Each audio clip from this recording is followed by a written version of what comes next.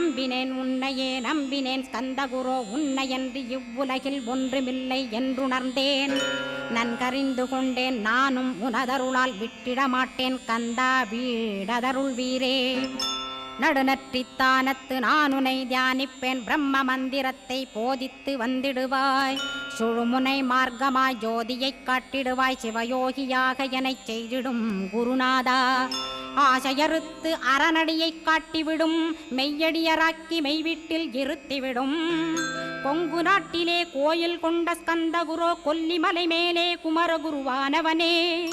கஞ்சமலை சித்தர் போற்றும் ஸ்கந்தகிரி குருநாதா கருவூரார் போற்றும் காங்கேயா ஸ்கந்தகுரோ